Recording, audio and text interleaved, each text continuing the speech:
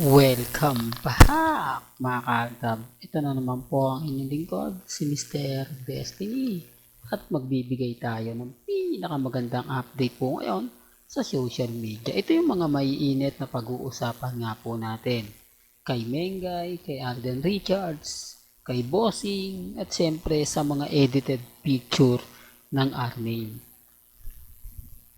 Yung mga edited picture po na kumakalat ngayon, nasa London, sa Europe, wala pong kinalaman doon si Congressman Arjo. Dahil hindi na nga po siya po pwedeng gumawa pa. Dahil meron na nga po siyang warning. Ang gumagawa po nito, yung talagang galit na galit sa Aldab. Yung para lang po matigil ka o matigil ako at wala nang sumuporta sa akin, ginagawa po nila yan. Pasensya na po sa mga mami, sa mga tita, sa mga senyor na ayaw pong marinig yung mga ganyan. Para rin po aware po sa inyo. Para rin po alam po ninyo na kung gaano po sila katindi. Bagamat siguro hindi nyo rin po ito kumbaga nararamdaman o ang ibig kong sabihin hindi nyo ito kumbaga nagagawa o hindi sa inyo to ginagawa. Kasi sabi ko nga po sa inyo, gusto nga po talaga nilang literal na mawala yung Aldab. Literal na wala nang sumimpatya sa Aldab. Kaya nga po nila to ginagawa para nga po basagin ako. Para lang sabihin na fake news ako at sila po yung tama. Na hindi po totoo yung mga sinasabi ko at sila lang po yung kumbaga paniniwalaan. Kaya nga sabi ko, bakit kailangan mo mag-edit? Bakit kailangan mong gumawa ng mga bagay-bagay na sa palagay mo hindi totoo, sa palagay mo na ano lang siya, yung tipong hindi ka talaga, yung tipong hindi mo siya mapapaniwalaan, yung tipong kahit anong gawin mo o kumbaga ipakita mo, babasagin ka nila. Kaya nga sabi ko, bakit po nila yung ginagawa? Anong rason kung bakit nila laging pinipilit yung mga bagay-bagay na ganyan? Ano nga po ba makukuha nila? Ano nga po ba ang kumbaga benepisyo ang matatanggap nila? Hindi po ba? Sila po yung nag-edit Sila pa po yung gumagawa ng mga hindi kaaya-aya. At syempre talaga masasabi mo literal pa. Kaya natatawa na lang po ako sa mga sinasabing ako po yung fake news, puro lang daw po ako paasa. Paano ako nagiging fake news kung napapanood nyo naman po at nakikita galing po kina Alden at kay Maine? Hindi po ba? Walang fake news sa sinasabi ko. Walang fake news sa mga pinapaliwanag ko. Bagamat marami pong mga kwento, marami pong mga sinasabi na umaayo naman po talaga sa atin. Di po ba? Kaya nga sabi ko sa inyo dun sa mga bitter po sa channel ni Mr. Destiny, hindi po tayo magsasawang magbigay ng mga update. Gaya po ngayon, nag-post si Alden, nakakatuwa, nakakataba ng puso. Yung mga simpleng post at ganap ni Alden, Pokemon.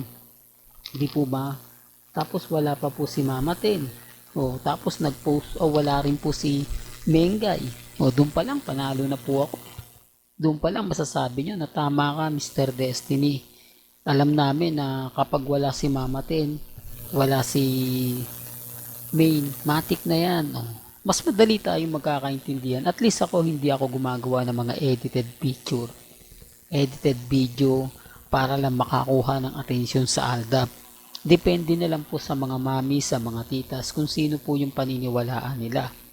Kung sino po yung sa palagay nila nagsasabi ng totoo o hindi. Kasi napapanood naman po nila kapag wala si Mengay, hindi po ba? May post si Alden, simple lang, tapos wala na. Hindi katulad nila mga kalda, bakit kailangan mo pang mag-edit? Pansin nyo yung dalawang sunod-sunod.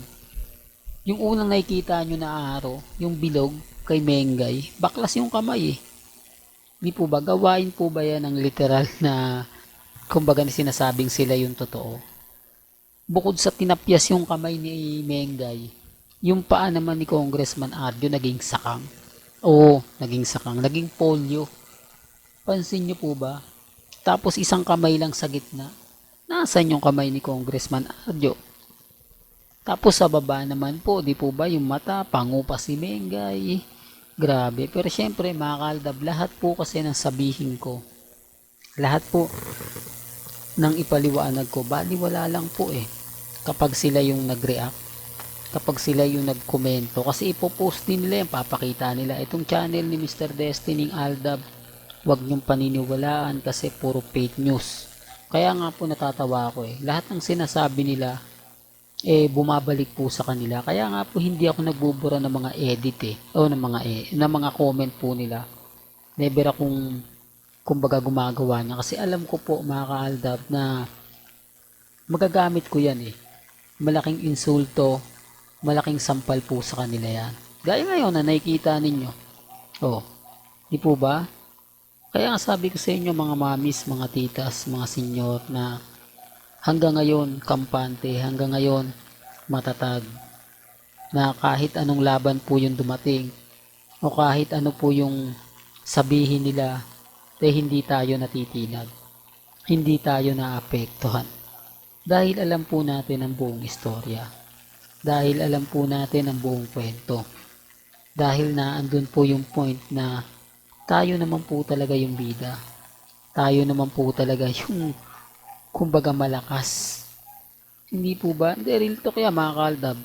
Kaya nga sabi ko sa inyo yung mga mamis po, mga titas na nagtatanong sa atin na totoo ba yan Mr. Destiny?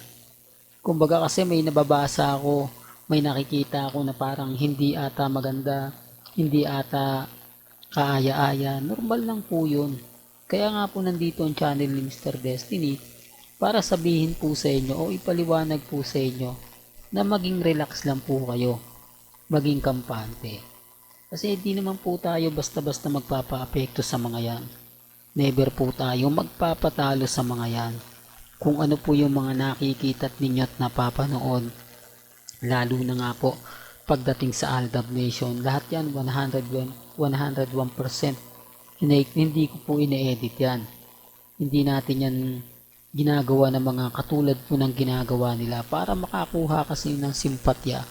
Ganyan yung ginagawa nila. Ganyan yung mga bagay-bagay na kailangan nilang ipakita. Kailangan nilang iparamdam. Kaya kita nyo mga kaaldab, si Mr. Destiny, never pong kumbaga nakikipag sabayan sa kanila. Hinahayaan ko lang. Kasi alam ko sa bandang huli tayo po yung panalo.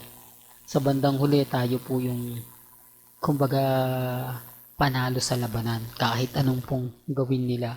Di po ba? Yan ang katotohanan na hindi po nila matanggap.